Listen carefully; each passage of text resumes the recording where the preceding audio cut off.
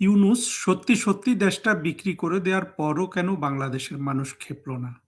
সবকিছু জানাজানি হয়ে যাওয়ার পরও মানুষ যে ক্ষেপল না, এই প্রশ্নটা আমাদের সবার মনে উদিত হচ্ছে না?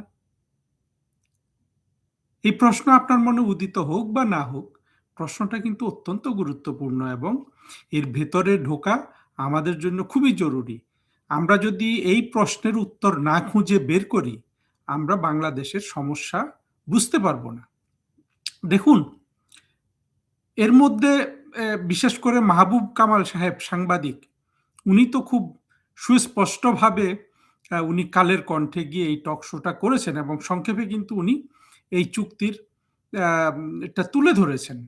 অবশ্য মাহবুব কামাল সাহেব ওখানে একটা কথা বলেছেন, এটা হয়তো বাংলাদেশে অবস্থানের কারণে বা কি জন্য সেটা বুঝলাম না। উনি বললেন যে, এক বিশ্ব উন্মাদ অর্থাৎ প্রেসিডেন্ট ট্রাম্প, আরেক বাংলাদেশী উন্মাদ আম ইউনূস। এই ২ জনের পাল্লায় উনি পড়েছেন বা বাংলাদেশ পড়েছে। না রে ভাই! ট্রাম্প সাহেব উন্মাদ না। উনি ওনার স্বার্থ বোঝেন, সেই অনুযায়ী কাজ করেন। ওনাকে আপনি বড়জোর ইডিওসিনক্রেটিক বলতে পারেন, অদ্ভুত বলতে পারেন। কিন্তু ইউনূস তো আউট অ্যান্ড আউট একটা ক্রিমিনাল। ইউনূসকে আপনার উন্মাদ বা পাগল বলার কোনো সুযোগ কি আছে? যা হোক, এগুলো টক শো করতে হলে, ভদ্র কথা বলতে হলে হয়তো বলতে হয়। কিন্তু আমার প্রশ্নটা কিন্তু আমি সবাইকে ভেবে দেখতে বলবো যে, কেন ইউনূস এই বাংলাদেশ সত্যি সত্যি বিক্রি করে দেওয়ার পরও এবং সবকিছু জানাজানি হয়ে যাওয়ার পরও, এমনকি দেখেন, বাংলাদেশ ধ্বংসকারীদের অন্যতম এই যে দেবপ্রিয় ভট্টাচার্য, চিন্তা করেন, হিন্দু হয়েও সে এমন একটা অবস্থান সমাজে জীবনে গ্রহণ করেছে যেটা বাংলাদেশের হিন্দুদের জন্য সবচেয়ে ক্ষতিকর। আমরা পিনাকি আরেকটা আছে এই গৌতম দাস, ওদের কথা বাদই দিলাম। এগুলা তো সব স্বাধীনতা বিরোধীদের সাথে চলে গেছে। সেই সেই দেবপ্রিয় কিন্তু বলতেছে যে কি করে এই ইউনূসের চুক্তির সম্পর্কে বিরুদ্ধে বলছে। আর একটা লাল জঙ্গি আনু মোহাম্মদ বলছে। আনু মোহাম্মদ তো নিজে অর্থনীতির প্রফেসর, অর্থনীতির ছাত্র। তারপরে জাহাঙ্গীরনগর বিশ্ববিদ্যালয়ের আরেকটা মেয়ে টিচার, নামটা মাহা মির্জা নাকি, সেও বলছে এগুলো আবার সব লাল জঙ্গি। কিন্তু দেখেন, বাংলাদেশের মানুষ এবং লাল জঙ্গিরাও কিন্তু এই চুক্তির একটু বিরোধিতা করে নিজেদের কিন্তু দূরে সরিয়ে নিচ্ছে। আর এদিকে ইউনূসের কিন্তু কোনো ভয়ভীতি নাই। আমরা কিন্তু আগে দেখতাম প্রধানমন্ত্রী শেখ হাসিনার আমলে ইউনূসের ব্যাপারে কোনো কথাবার্তা বললে সে কিন্তু একটা দিত। আম সে সবসময় একটা একটা আপনার রিজয়েন্ডার, অ্যাডেন্ডাম অর্থাৎ প্রতিবাদ লিপি দিত বা নিজের অবস্থান ব্যাখ্যা করত। যদিও প্রধানমন্ত্রী শেখ হাসিনার সময়ে এই ইউনূস সেন্টার থেকে ইউনূস, লামিয়ারা যেসব ব্যাখ্যা দিয়েছে, সেগুলা যদি আপনারা দেখেন, কোনোটারই কিন্তু সদুত্তর তারা দেয় নাই। ইউনূস সবসময় তার সেই সেই নোবেল বিজয় এবং পৃথিবীর সামনে পরিচিত এবং ধাপ্পাবাজি, এগুলো দিয়ে সে কিন্তু উত্তর দিয়েছে। কিন্তু আমি খুব আগ্রহ ভরে অপেক্ষা করছিলাম যে এত কিছুর পরে ইউনূস, ইউনূস সেন্টার, ইউনূসের সাঙ্গপাঙ্গরা কোনো একটা উত্তর দিবে। কিন্তু ওরা কিন্তু দিচ্ছে না। আমি বিশ্বাস করি না যে এরা উত্তর দেওয়ার মতো চতুর না। তাহলে কেন দিচ্ছে না? হতে পারে এমনভাবে ইউনূস ধরা খেয়েছে যে উত্তর দেওয়ার আর মুখ নাই। না হলে হয়তো এরা সময়টা ব্যয় করছে চিন্তা করে, কত বুদ্ধি করে ইউনূসের পক্ষে একটা উত্তর দেয়া যায়। কিন্তু বাংলাদেশের মানুষ, অনেক মানুষ কিন্তু বুঝে গেছে ইউনূস কিভাবে দেশটা বিক্রি করল এবং এত নির্লজ্জভাবে বিক্রি করল এবং এত উলঙ্গভাবে ধরা খেল, তবুও বাংলাদেশের মানুষ কিন্তু কিচ্ছু বলছে না, একদম না, কোনো কিচ্ছু বলছে না। কিন্তু এর তাৎপর্যটা আমরা কি ধরতে পারছি? আমি বারবার রহস্য সৃষ্টি করছি না, ঘুরে ফিরে কিন্তু উত্তরটা আমি দেওয়ার চেষ্টা করব। দেখুন, এই যে ২৪-এর জঙ্গিরা বা বাংলাদেশের যারা স্বাধীনতা বিরোধী, মুক্তিযুদ্ধ বিরোধী রাজনীতি করে, মুক্তিযুদ্ধ বিরোধী রাজনীতি বলতে আমরা সুস্পষ্টভাবে ৭২-এর সংবিধান বিরোধী রাজনীতি বুঝি এবং মুক্তিযুদ্ধ বিরোধী, মুক্তিযুদ্ধের চেতনাকে যারা গালিতে পরিণত করেছে, তাদের সেই গালিকে তাদের ফিরিয়ে দিতে হবে। বাংলাদেশের মানুষকে মুক্তিযুদ্ধের চেতনা, ৭২-এর সংবিধান বোঝাতে হবে। সেই আলোচনা এখানে না। কিন্তু আমাদের ওখানে ঘুরে ফিরে চলে যেতে হবে। আজকে একজন আমাকে প্রশ্ন করছেন যে, "আপনি এত পুরনো কথা বলেন, নতুন প্রজন্ম কিভাবে বুঝবে?" নতুন প্রজন্মকে আমরা বোঝাবো, সময় দিন। হ্যাঁ? আমাদের বিশাল বাহিনী তৈরি হয়ে যাচ্ছে। আমি তো ফেসবুকে দেখি এবং আওয়ামী লীগের হয়ে কেন আওয়ামী লীগ এদেরকে প্রমোট করে না জানি না। কত তরুণ, তরুণ লেখক এত সুন্দর, সুন্দর লেখা লেখে ফেসবুকে। আমি পড়ে মুগ্ধ হয়ে যাই। আমি যতটা পারি শেয়ার করার চেষ্টা করি। এখানেও আমি নাম নিচ্ছি না। নাম নিলে আবার অনেকে মনে করে যে ২ জনের ৪ জনের নাম নিলাম, আমিও তো কাজ করছি। আমার নামটা বাকি থেকে গেল। এই ধরনের ঠিক আছে যারা সৃষ্টিশীল কাজ করে তাদেরকে আসলে সেই জায়গায় কষ্ট লাগতেই পারে যে কিন্তু মানে যে কাজটা করছে সে তো আন্তরিকতার সাথে করছে। কেউ ভালো করছে, কেউ খারাপ করছে। কিন্তু সবার কাজেরই তো মূল্য আছে। সেই দিক থেকে আমি নামটা নিতে পারছি না। কিন্তু আওয়ামী লীগের উচিত সচেতনভাবে যারা খুব ভালো লিখছে, বিশেষ করে intellectually যারা খুবই ক্যাপেবল তাদেরকে আপনার প্রতিষ্ঠিত করার চেষ্টা করা। প্রতিষ্ঠিত না করলে তো আসলে এরা একদিন হারিয়ে যাবে। আপনার বিশ্বের সবচেয়ে বড়, বড় মানুষ কিভাবে তৈরি হয়? আগে নিজের সমাজ তাকে সেই মর্যাদাটা দেয়। সেটা আমাদের আওয়ামী লীগ করবে এটা আমি আমি চাই তারা করুক। যা হোক আবার আমি ওই প্রশ্নের উত্তরেই ফিরে আসি। দেখুন, ইউনূস দেশ বিক্রি করে দিল, বাংলাদেশের মানুষ খেপল না। তাহলে বলুন এখান থেকে আমরা কি উপসংহারে আসতে পারি? উপসংহারটা অত্যন্ত সহজ। বাংলাদেশের মানুষের কাছে দেশ বিক্রি আসলে কোনো ইস্যুই না। আপনি অর্থাৎ বাংলাদেশের মানুষের কাছে যদি দেশ বিক্রি কোনো ইস্যু হতো, তাহলে যখন দেশটা সত্যি, সত্যি বিক্রি হয়ে গেল একটা বাণিজ্য চুক্তির মাধ্যমে, আপনারা অনেকে মাহবুব কামালের সেই ইন্টারভিউ শুনেছেন এবং যারা শুনেননি তারা শুনে নিবেন। উনি খুব সুন্দরভাবে ওটা তুলে এনেছেন। আমি সেই জায়গায় গেলাম না। কতভাবে ইউনূস এই চুক্তির মাধ্যমে ইউনূস, খলিল এবং ২৪ এর ডাকাত দল যারা রাষ্ট্র দখল করেছিল, সেই জঙ্গি, সন্ত্রাসী সবাই মিলে কিভাবে দেশটাকে আপনার দীর্ঘমেয়াদী একটা নাগপাশে আবদ্ধ করে ফেলেছে। এবং সবচেয়ে বড় কথা হলো যে, যেকোনো চুক্তির আপনার এইরকম অসমতা অর্থাৎ এক পক্ষকে করতে হবে, আরেক পক্ষের সেটা পালন করার দরকার নাই। হ্যাঁ? মাহবুব কামাল সাহেব বলেছেন ওই যে আপনার মার্কিনী প্রোডাক্ট বাংলাদেশে ঢুকবে সেটার কোনো বাছ-বিচার করা যাবে না। অ্যা সামরিক যন্ত্রপাতি সব মার্কিনীদের কাছ থেকে কিনতে হবে। কতগুলা বোয়িং বিমান কিনতে হবে। সেটা এখন আর থেকে ফ্রান্স থেকে কেনা যাবে না, যেটা প্রধানমন্ত্রী শেখ হাসিনা করেছিলেন। চিন্তা করে দেখুন বাণিজ্য চুক্তি। এটার বহু গভীরে আমি যে আলোচনায় ঢুকেছি এটা লম্বা করতে চাই না। আপনারা সবাই বলেন, এমনিতে তো আমার এই YouTube কেউ দেখে না। যারা দেখেন তারা সংক্ষিপ্ত করতে বলেন। দীর্ঘ আলোচনার এখানে দরকার। এবং দেশ বিক্রি কাকে বলে এমন একটা শিক্ষা বাঙালিকে ইউনূস দিয়ে গেল কিন্তু বাঙালি ক্ষুধায় মরে যাবে এই চুক্তি যদি সত্যি, সত্যি বাস্তবায়ন হয়। ইউনূসকে কিন্তু কিচ্ছু বলবে না। এবং এইটা সত্য না যে মার্কিনীদের ভয়ে তারা ইউনূসকে বলছে না। এটাও কিন্তু সত্য না। কারণ হলো জনগণ যদি ইউনূসকে সত্যি, সত্যি গণধোলাই দেয়, মার্কিনীরা ইউনূসকে বাঁচাতে আসবে না। কিন্তু ইউনূসকে কিচ্ছু বলছে না কারণ আসলে বাংলাদেশের মানুষের দেশ বিক্রিতে কিচ্ছু এসে যায় না। কিন্তু যদি বলে যে ভারতের কাছে দেশ বিক্রি করে দিয়েছে, তারা আর এটা যাচাইও করবে না যে দেশটা কি সত্যি, সত্যি বিক্রি হলো ভারতের কাছে? যাচাই করবে না। সবাই রাস্তায় নেমে চলে আসে। কি অদ্ভুত ব্যাপার না? তাহলে দেশ বিক্রি ভারতের বিরুদ্ধে যে দেশ বিক্রির কথাটা আসে, এতে যে সবাই রাস্তায় নেমে যায় এবং কোন প্রমাণ আজ পর্যন্ত কারো কাছে নাই কিভাবে ভারতের কাছে রাষ্ট্রটা বিক্রি হলো। তারপরে আপনার যখন মার্কিনীদের কাছে সত্যি, সত্যিই বিক্রি হয়ে গেল, কেউ যখন রাস্তায় এলো না, তাহলে আপনি এই অবস্থাটাকে, এই মানুষের মনের বা মগজের এই অবস্থাটাকে আপনি কি ব্যাধি ছাড়া আর কিছু বলতে পারবেন? মানসিক রোগ ছাড়া কি আর কিছু বলতে পারবেন? নিজেকে একটু প্রশ্ন করবেন। দেখুন, যেকোনো চুক্তিতে আপনার সমতাটা হইল সবচেয়ে গুরুত্বপূর্ণ। যেই জিনিসটা আমি এখানে একটা চুক্তির উদাহরণ দেই। আমাদের প্রজন্ম বা আরো সিনিয়র যারা জুনিয়র যারা বা জুনিয়র বলতে আমি জুনিয়র মানে চাকরি-টাকরি বা কাজে কর্মে জুনিয়র বলছি না। মানে বয়সে যারা আমাদের চেয়ে একটু ছোট, তারা হয়তো শুনে থাকবেন যে বিএনপি সহ বাংলাদেশের স্বাধীনতা বিরোধী মৌলবাদী সকল দল একসময় কিন্তু জজবাতুল তো ওইটা বলে যে শেখ মুজিব ওই যে 25 বছর মেয়াদী একটা গোলামি চুক্তি করেছে। আমি এটা কার কাছ থেকে বেশি শুনতাম জানেন? আপনারা যারা পছন্দ করেন আলু চৌধুরী, বদরুদ্দোজা চৌধুরী, এরকম লোকজনের বলতো। অর্থাৎ বিএনপি রাজনীতি করলে যেটা হয় আরকি, যে মিথ্যা কথা তো বলতেই হবে। অবশ্য মিথ্যা কথা সব রাজনীতিবিদ, সব দলের রাজনীতিবিদরাই বলে। এই বদরুদ্দোজা চৌধুরীর মুখেও শুনেছি আমি যে 25 বছরের গোলামি চুক্তি।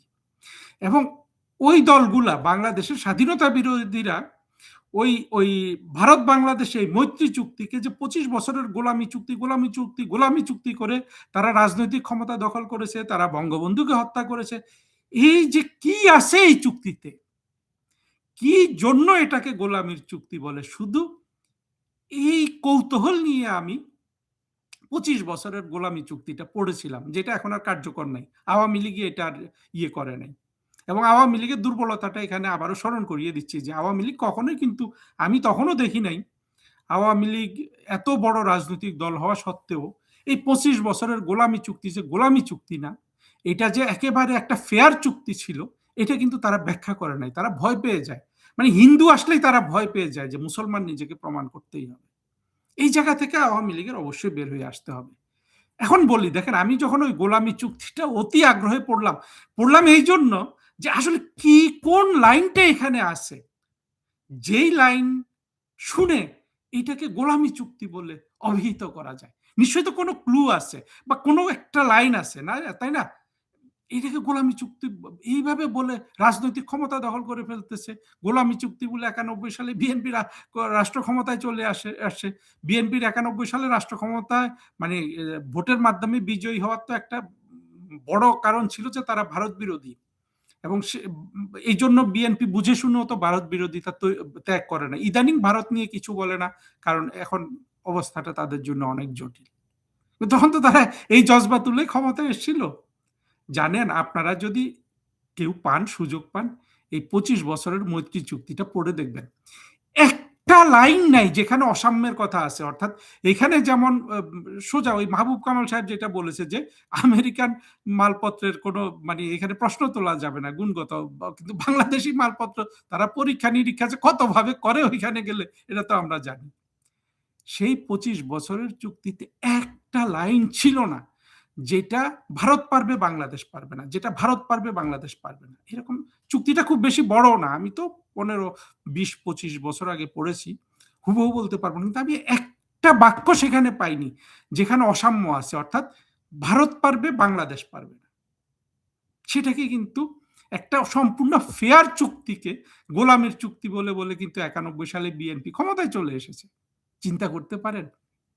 আর আজকে সত্যিকারের একটা গোলামি চুক্তি করে দেওয়ার পরও বাংলাদেশের মানুষ কিন্তু কোনোভাবেই কিন্তু খেপছে না। তার মানে কি আপনি বলবেন যে বাংলাদেশের মানুষ, এটা এই কনক্লুশনটা আসা যায় না যে আসলে দেশ বিক্রিটা বাংলাদেশের মানুষের কাছে কোনো ইস্যু না।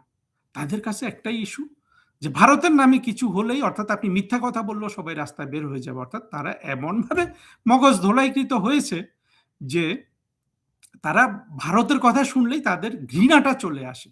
এই ঘৃণা কিন্তু ইসলাম ধর্মকে ব্যবহার করে স্বাধীনতা বিরোধীরা বাংলাদেশের মানুষের মনে ছড়িয়ে দিয়েছে।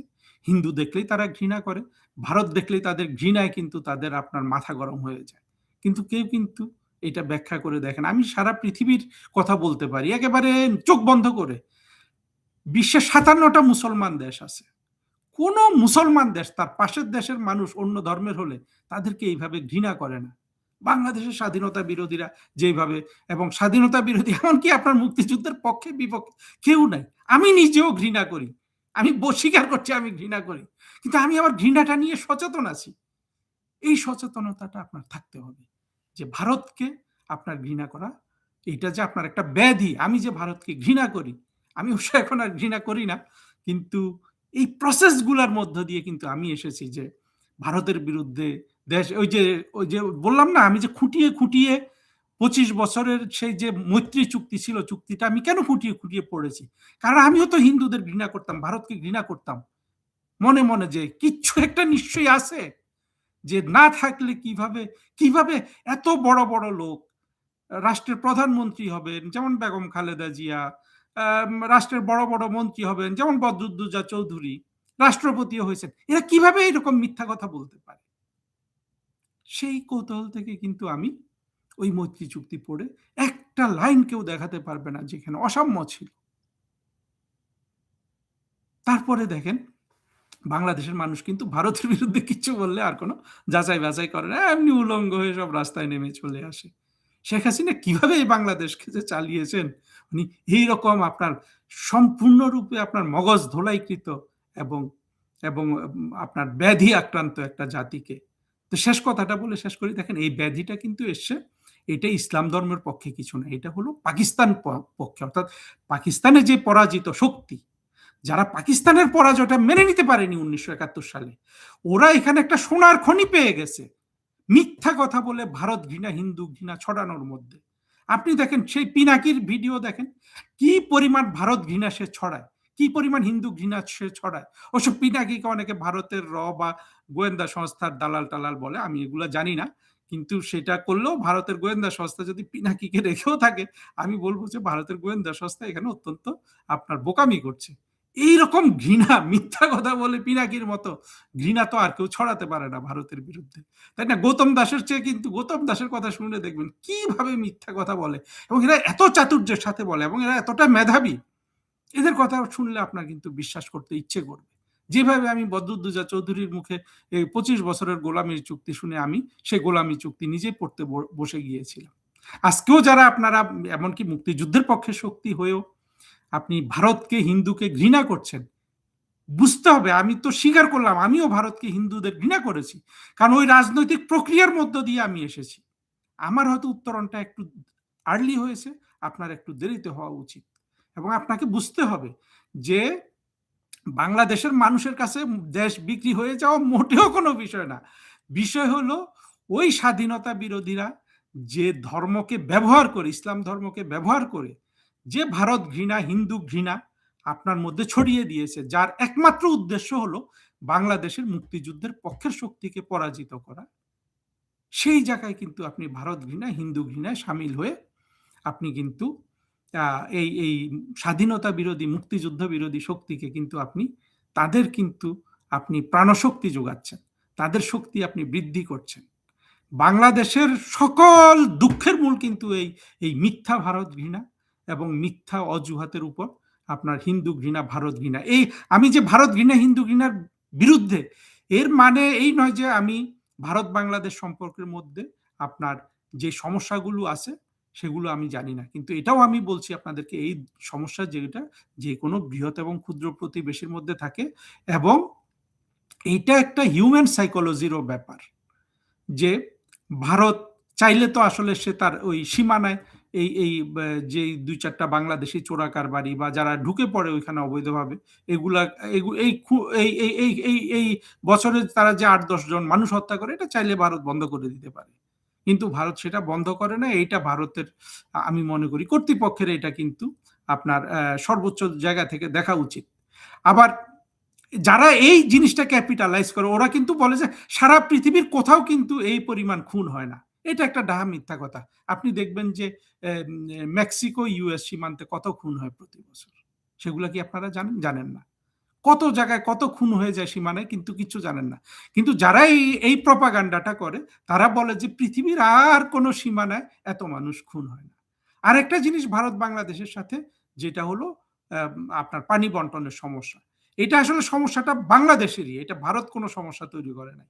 ভারত বাংলাদেশ যৌথভাবে এইটা মোকাবেলা করার জন্য ভারতের পক্ষ থেকে অনেক ভালো, ভালো প্রস্তাব আছে। কিন্তু ওই যে আমরা মুক্তিযুদ্ধের পক্ষে শক্তি, দেশ বিক্রি হয়ে যাবে, এই ধরনের আপনার মিথ্যা কথার জন্য আমরা কিন্তু ওই জায়গাটা আমরা সমাধান করতে পারি না। ফলে ভারতের পক্ষ থেকে যেমন আপনার ম্যাচুরিটির দরকার আছে, কিন্তু আমাদের পক্ষ থেকে মুক্তিযুদ্ধের পক্ষে শক্তিকে বাঁচানোর জন্য, মুক্তিযুদ্ধের বাংলাদেশকে বাঁচানোর জন্য এই ভারত ঘৃণা হিন্দু ঘৃণা আপনাকে সচেতনভাবে ত্যাগ করতে হবে। কারণ ইউনূস দেশ বিক্রি করে ফেলার পর এটা প্রমাণিত হয়ে গেছে যে দেশ বিক্রি আসলে বাংলাদেশের মানুষের কাছে কোনোই বিষয় না। বিষয় হলো ভারতের বিরুদ্ধে যে কোনো গুজব ছড়াইলে কিন্তু সেটা বড় বিষয় হয়ে যায়। বিক্রিও করা লাগে না, গুজবেই খেপে যায়। আবার সত্যি, সত্যি বিক্রি করে দিলেও খেপে না। কি অদ্ভুত না বিষয়টা? সবাই একটু ভালো করে চিন্তা করবেন।